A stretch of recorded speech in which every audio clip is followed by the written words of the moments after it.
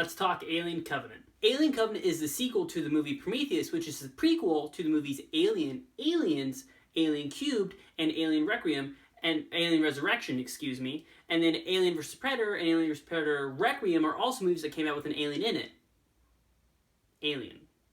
So as confusing as that sounds, the movie is just as confusing. Let's dive into it. Let's hit up performances out the gate, because this movie... Okay, well, let's hit up actually what this movie is kind of about. So the movie is a direct sequel to Prometheus.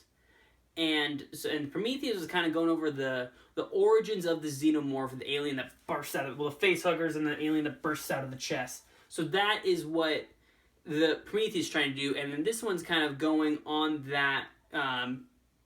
that wave as well, and we're trying to see, okay, what's happening, where are these things, I don't know. This movie was marketed as, like, I don't even know what this movie was marketed as. It was more marketed like another Alien movie again, which is cool, but they went in a weird direction, which I don't like, but it's the same reason I don't like movies like Rogue One and other prequels, because we'll dive into that later. But the idea of the movie from the start, I don't like. And then we dive into the mythos of it more and more. It's like, I don't want that. And so now let's hit up performances. The only watchable person in this movie is Michael Fassbender, and he plays two characters, and only one of them is kind of cool.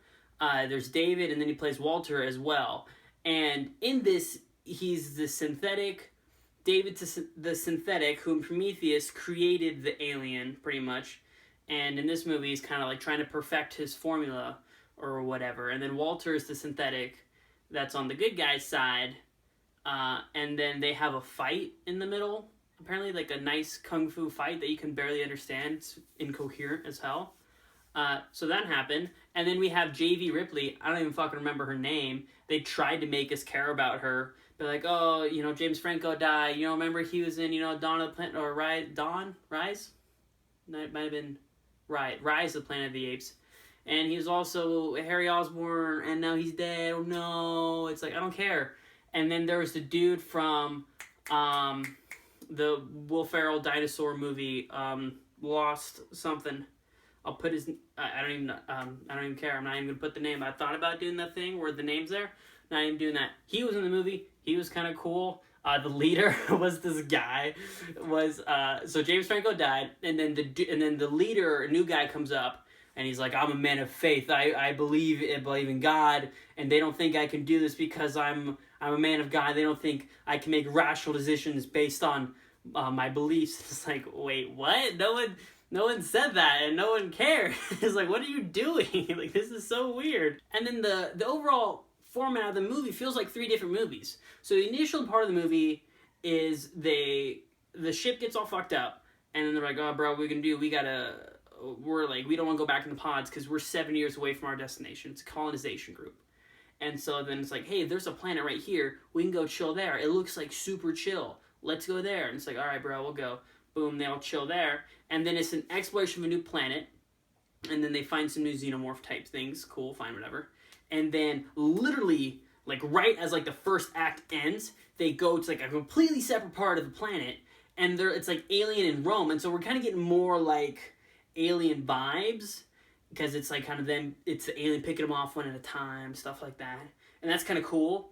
But then it feels like a completely separate movie. There's a flashback with Michael Fassbender for some reason in there, and I don't understand why. That's my fault for not seeing Prometheus. And then the third act of the movie, which is more like the last 20 minutes, is pretty much a direct copy of Alien all over again, with the thing being sprung out into space all over again for the fourth or fifth time? I don't even know. It's been too many times. I've seen the same thing all over again. And so it felt like three different movies that one by itself could have been cool for all of them. If we wanted to remake Alien all by itself, sure, okay, I guess. Like, we could maybe do that. But the other two seemed like cooler ideas that we could have explored, but they felt like two different movies altogether. I'm also working on my kung fu as well. So if you're a fan of Prometheus and pretty much the Alien saga, you will enjoy this movie. They are building on that mythology of what the alien is, what it can be. But the thing that frustrates me is a good villain, a good monster, a good anything terrifying is a fast food cheeseburger. And so you eat it, you love it, but you hate to love it. Okay? You following? So when we deconstruct this fast food burger, let's say it's McDonald's, when we deconstruct, okay, what's in the bun? We're like, ooh, we don't want to know that. Or what's in the patty? Like, ooh, I don't know. God, we don't know. You're ruining the burger for me. The burger was fine the way it was. Now, occasionally you can get something like, let's say you went to In-N-Out, where the stuff is supposedly more fresh, more clean, better for you, and you deconstruct it, and it's cool, and it's interesting. Like, okay, I can get this. This is like a Godfather Part 2. But in a movie like this, it's a fast food burger, and when we take it apart, we're seeing all these ingredients, and we're like, this isn't nearly as interesting as this right here. So we're deconstructing a product that's already awesome. So instead of going backwards, let's take this product forward. We saw in Alien 3 that the Xenomorph can take form of whatever the host it is. We saw it take form of a dog. Let's see it take form of a fucking anaconda or like a rhino, something totally awesome that could really fuck with us. Like right now, just as a person, we're getting shit on. Let's see it let's see it take over an elephant. How fucking a whale? I don't know how it would do a whale, but see it take over like a fucking shark or something. It'd be so cool. But no, we're going backwards. We're hanging out with David. We're playing the flute together. Apparently, I don't fucking know what this movie was. After I was watching it with my two friends, I love you both, Addie and Dylan. Mwah. I turned to them. I was like, "This movie's kind of bad, huh?" And they're like, "Yep." It's like, "Okay, all done." So you kind of heard I was talking about this movie. This movie is getting a pretty much left swipe. There's no reason to see this movie unless you're a big fan of Ridley Scott and you want to see the alien world grow. But then by grow, I mean all the shit behind it. So unless you want to learn about the Xenomorph, this movie is not for you. Because this movie is not diving into anything cool or new. It's just digging up old shit that is kind of interesting. There's cool ideas in here. But overall, like, nah, not for me. This movie kind of missed it. The people are stupid. The new aliens are cool, but we don't get to explore them anymore. We see them for a couple seconds. And then the idea of the alien being this top of the food chain, highest of evolution can be, is awesome. But that's taken away when we find out it's a product. It is a product made by someone. And so now it's not as cool. But then when it's like through millions of years of evolution and all this shit like that, this is what top pinnacle evolution alpha fucking male can be. But it's not that anymore. It's a product.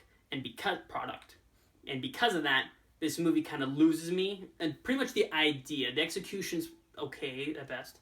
But the idea of the movie frustrates me. And so for me, it's definitely a left swipe. Don't see it. Not much to gain from it. I barely wanted to do this review. I kept forgetting about it. But I did it because, I don't know, I'm supposed to. So that was kind of mean. That was probably the meanest I've been to a movie since maybe the Lady Ghostbusters. But these are two different movies. Anyway, with that being said, if any of these mouth noises made your ear holes hokey pokey, turn yourself for hound, hit subscribe, stay tuned for more content. Movie pitches, not really pitches, I don't do that a lot anymore, but I'll say it anyway because it's part of the thing. Reviews, vlogs, I'm writing a scripted series that will come in actually a couple months. I just want to make sure I have funding and everything there, but it's going to be fucking awesome. And most importantly, out of all the things I just said, have yourself a kick-ass day.